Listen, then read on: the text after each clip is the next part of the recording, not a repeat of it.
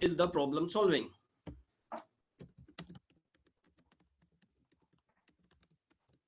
Problem solving.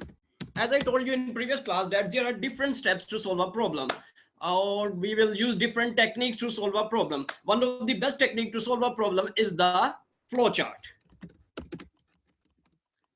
Okay, flow chart. What is the flow chart? As I told you in previous class, flow chart is a pictorial representation of your problem. Okay, pictorial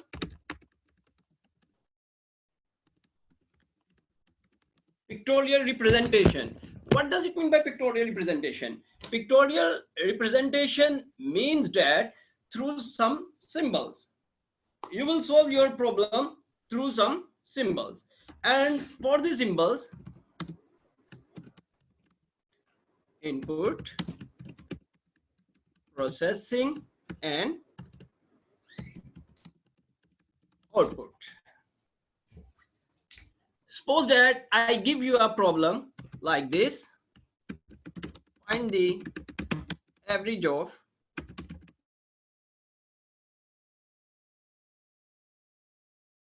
five numbers. Find the average of 5 number. At this point, what is the problem? The problem is that you are going to find the average of 5 numbers. So what you will do, you will define numbers. What numbers? अब बात यह है कि कौन से number input bye the user और defined by the user, कौन से नंबर आपको चाहिए जिसकी आप क्या करना चाह रहे हो, एवरेज फाइंड आउट करना चाह रहे हो. If assigned bye the user, आपने ये भी देखना है कि जब भी आपने प्रॉब्लम सोल्व करना है तो आपने ये देखना है कि जो नंबर हैं वो यूजर जो है वो खुद असाइन करेगा कि यूजर इनपुट करेगा. अगर यूजर असाइन करेगा तो फिर किस फॉर्म में आना चाहिए, इक्वल टू 20.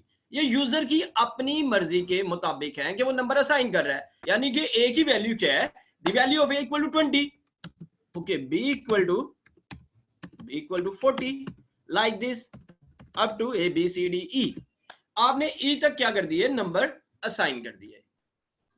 लेकिन अगर आपका यानी कि जो आपको टास्क दे रहा है, जो आपको वर्क दे रहा है, वो कहता है कि no, user will not assign the number to the variables, user will input.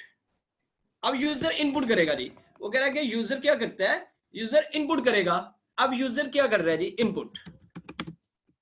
अगर यूजर इनपुट करता है तो वो इनपुट कैसे करेगा, वो करेगा इनपुट ए.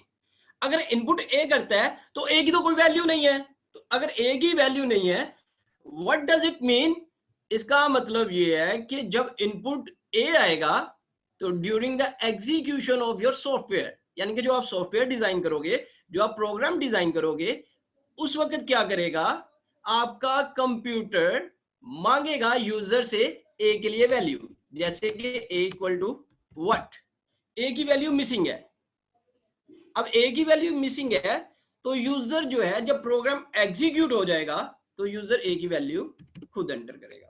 सपोज करते हैं उसने एंटर कर दिया A equal to 300, B is equal to this, C is equal to this this this this. End पे क्या होगा जी, जब सारे नंबर आ जाएंगे तो वो क्या करेगा, सम, इनको इन नंबर्स को जो यूजर ने असाइन किए वैल्यूज, एक बात ये, दूसरी बात ये कि जो यूजर ने इनपुट किए हैं, दूसरी बात ये होगी जी. अब फर्ज करते हैं कि यूजर ने नंबर असाइन किया जी, मैं क्या करता हूं, A plus B plus C plus D plus E. अब सम में क्या होगा कि सम में ए की वैल्यू हो जाएगा, देखेगा सम में ए की वैल्यू क्या है, फिर देखेगा बी की वैल्यू क्या है, सी की वैल्यू क्या है, डी की वैल्यू क्या है, ई की वैल्यू क्या है. इन सारी वैल्यूज को देख के वो क्या करेगा, सम अप करवा देगा through plus operator. Plus operator के थ्रू वो क्या कर रहा है जी, इन सारी वैल्यूज को सम अप करवा दिया. सारी वैल्यूज को सम अप करवाने के बाद यानी कि जो वेरिएबल है लेफ्ट साइड पे, उस वेरिएबल में सारे का सारा सम वो स्टोर करवा देगा. अब सम स्टोर हो गया जी, उसके बाद आपने क्या करना है, एवरेज इज इक्वल टू सम. अब एज ए प्रॉब्लम सोल्वर आपको पता होना चाहिए कि नंबर कितने थे. सपोज करते हैं कि नंबर जो थे वो 1 2 3 4 5 वेरिएबल से, तो आप इसको डिवाइड कर देंगे 5 पे। अगर आप 6 पे डिवाइड कर देंगे तो आंसर क्या आएगा? आंसर रॉन्ग आएगा। अगर आप इसको 3 पे डिवाइड करते हैं तो आंसर क्या आएगा? आंसर फिर भी रॉन्ग आएगा। तो एज ए प्रॉब्लम सॉल्वर आपको बिल्कुल एक्यूरेट पता होना चाहिए इनपुट वैल्यूज कैसे आएंगी, उसके बाद प्रोसेसिंग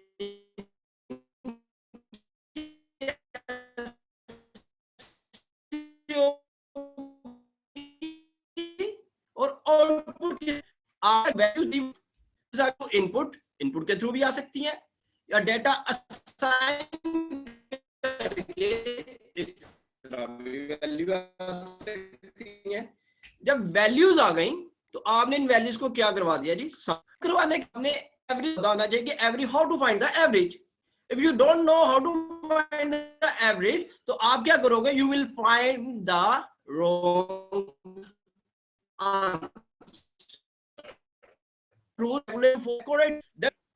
अब आपने क्या किया जी? Average sum is equal to 3, लेकिन ये अगर करते हैं तो आपके पास क्या आएगा? wrong answer. For you that if you want to find the sum of 5 numbers, तो उन 5 numbers के लिए you need to know what are the numbers. तो numbers क्या है? We have assigned the number a to a, variable b, variable c, variable d and variable e. After that, if you have all of the values, after having the values, you will sum up the values. अब आपने क्या किया जी? पहले तो आपने क्या किया? Data को कलेक्ट किया। डेटा को कलेक्ट करने के बाद आपने उनको सम अप कर दिया। सम अप करने के बाद नंबर ऑफ वेरिएबल काउंट किए। Number of variable, suppose that if there are 5 variables तो you will divide number by 5। अब देखिए इसमें क्या है जी? Average equal to sum divided by 5। अब ये आंसर स्टोर हो जाएगा एवरेज के पास। To find the accurate output आपको उसका क्या पता होना चाहिए? सीक्वेंस के। अब आउटपुट है किसके पास? अगर मैं करता हूं print sum, what does it mean? It means that we have the accurate answer? No, we don't have the accurate answer because answer किसके पास है? एवरेज के पास। तो वी आर प्रिंटिंग सम, सम के पास तो आंसर है ही नहीं। आंसर आपका है एवरेज के पास। तो आप करेंगे आउटपुट एवरेज। अगर आप करते हैं output average, it means that now you have the accurate answer. So students, whenever you are going to find the solution, for this solution, first thing you need to find the problem. What is the problem? What is the problem statement? If you familiar with the problem statement, then you can process. अगर आपको problem की statement का पता नहीं है कि problem है क्या, you are not able to find the solution. तो जब भी आपने whenever you are going to find the solution, आप पहले कंसंट्रेट करें प्रॉब्लम को कि प्रॉब्लम है क्या। उसका कंसंट्रेट करने के बाद देखिए कि प्रॉब्लम से रिलेटेड डेटा क्या आपके पास। अगर प्रॉब्लम से रिलेटेड डेटा आपके पास नहीं होगा तो then you are not able to find the solution. अब जब डेटा आ गया तो उसके बाद देखना कि इस डेटा पे ऑपरेशन कैसे होंगे। अगर आप ऑपरेशन का पता नहीं होगा, सीक्वेंस का पता नहीं होगा, तो फिर आप क्या करेंगे? रॉन्ग आंसर फाइंड करेंगे। तो आपने if you want to find the accurate answer तो आपको क्या पता होना चाहिए? इसके स्टेप्स।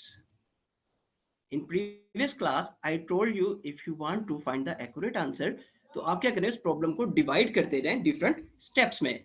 जब आप प्रॉब्लम को डिफरेंट स्टेप्स में करते जाएंगे, डिवाइड करते जाएंगे, और तब तक डिवाइड करते जाना है जब तक आपको एक्यूरेट सॉल्यूशन नहीं मिल जाता। इसको अब देखते हैं। अब हम okay ji,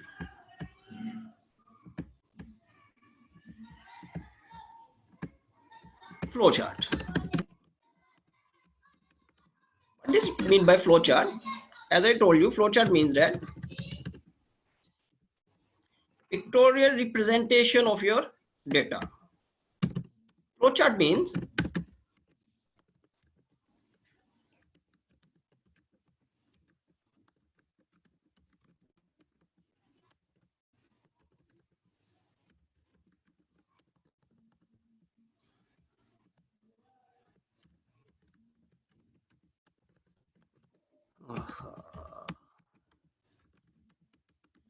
pictorial representation of your data, it's a flow chart. यानी कि आप अपने आंसर को फाइंड आउट करेंगे डिफरेंट साइन को यूज करते हुए, और फिर उसको चेक करेंगे कि we have the accurate answer और not. To check the answer we use try run technique. Yeah, techniques. Student, screen is clear? Is it?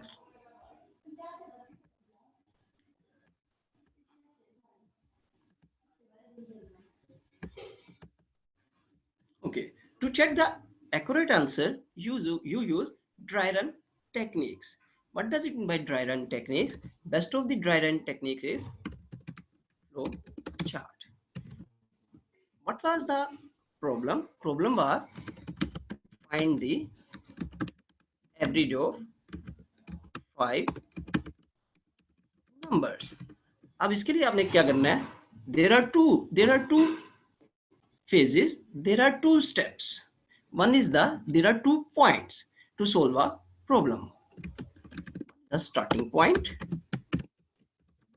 and ending point. अब starting point में क्या है कि आपने उसको start कैसे करना है? तो I told you in a previous class, to start a program, to start a flowchart, you use the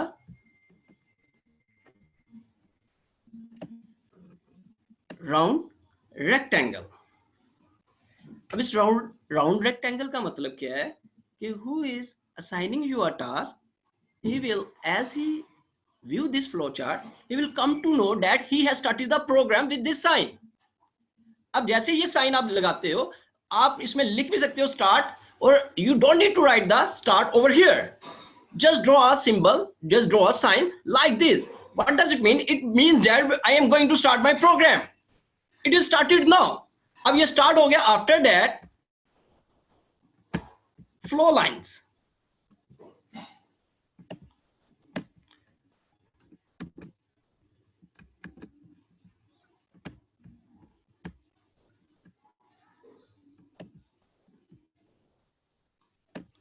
flow line means कि अब आपका कंट्रोल क्या है नेक्स्ट स्टेप पे. अब नेक्स्ट स्टेप क्या है? What is the next step? Next step is input. अब आपने क्या करना है? डेटा इनपुट करना है. अब डेटा आप इनपुट करने के लिए you will use the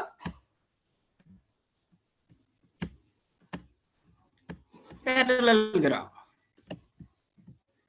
I think that in previous class I have told you about all of this sign. मैंने आपको इन सारे साइंस का बता दिया था कि कौन सा साइन आपने कहां पे यूज करना है, कौन सा सिंबल आपने कहां पे यूज करना है. इसके लिए आप करते हैं input A, B, C, D and E. 5 numbers.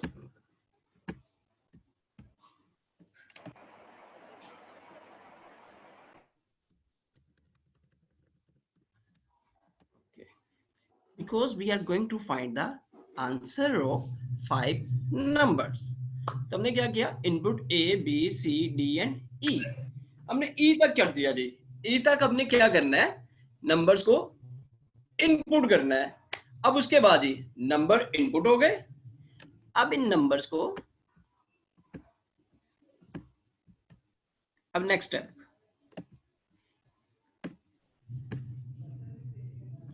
In number को आपने क्या करवाना है? प्रोसेस करवाना है. तो प्रोसेसिंग के लिए आपके पास यूज होगा रेक्टेंगल. ठीक है. लास्ट क्लास में आपको बताया था कि जब भी प्रोसेसिंग होगी you will use the rectangle. Rectangle में आप क्या करेंगे? प्रोसेसिंग. आप इसमें क्या करते हैं? Sum equal to A plus B plus C plus D plus E. जो भी यूजर ने वैल्यू दी है to A, to B, to C, to D, to E, अब आप क्या करेंगे? You will sum up these values which are given by the user. अब इनको क्या किया? सम अप कर दिया. सम अप करने के बाद एक वेरिएबल आपने डिक्लेयर किया, उस वेरिएबल में आपने सारी वैल्यू स्टोर करवा दी. After that again is a processing, again is a input, or again is a output. If again is a processing, you will use rectangle again. But before rectangle, where is the flow? Flow of execution. Flow of execution, उसके लिए आप क्या use करते हैं?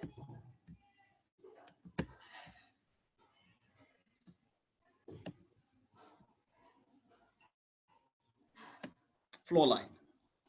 Flow lines के बाद again rectangle. Okay ji.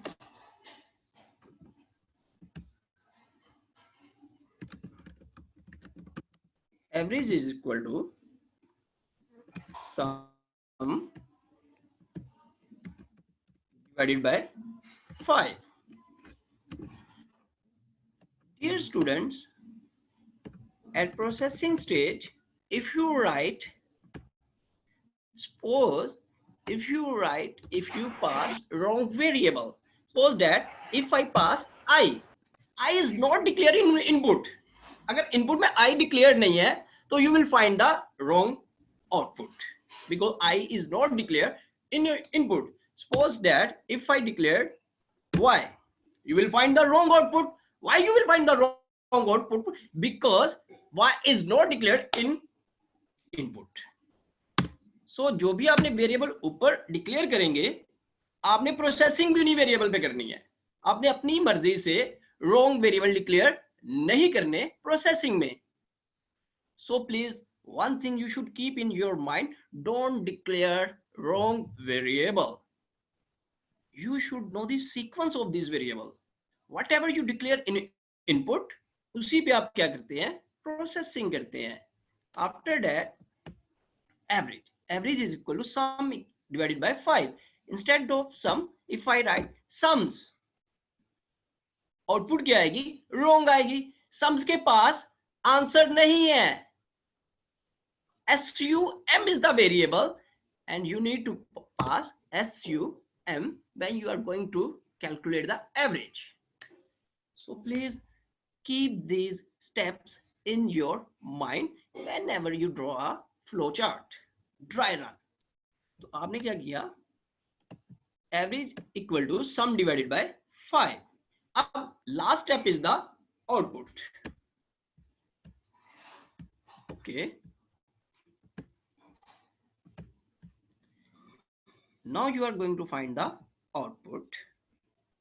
To find the output, अब one thing you should clear, आपने you need to know, आपने यूजर से ये पूछना है कि भाई जो मैं आपका सॉफ्टवेयर डिजाइन कर रहा हूं, आप उसमें क्या यूजर को सम भी प्रिंट आउट करवाना चाह रहे हैं, जस्ट एवरेज करवाना चाह रहे हैं?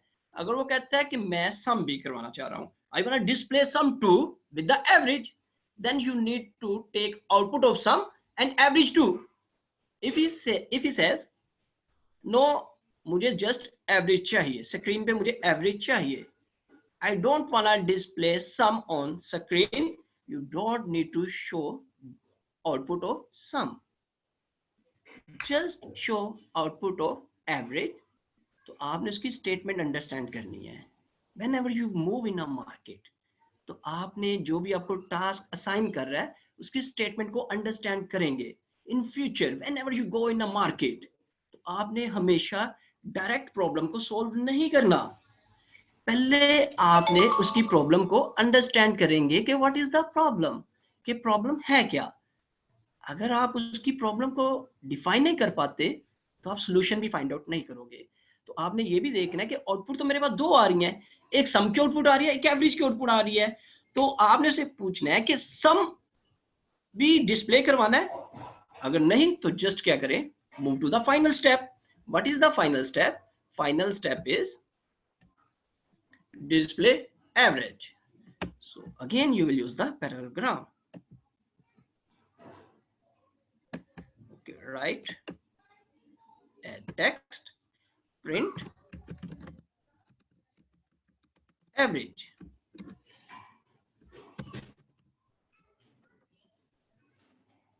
आपने यहाँ पे क्या किया? Print average. क्या यहाँ पे आपका प्रोग्राम एंडिंग हो गया, further requirement, further processing, further input, further output चाहिए कि नहीं चाहिए? अगर नहीं चाहिए तो go to the ending statement, move to the ending process. Okay, what is the ending process?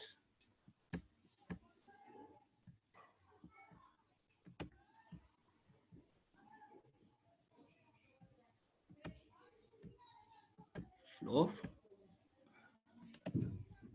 Here I will write round rectangle. Round rectangle define that our program is ended now. It means that it is the final step. अब हमने क्या किया?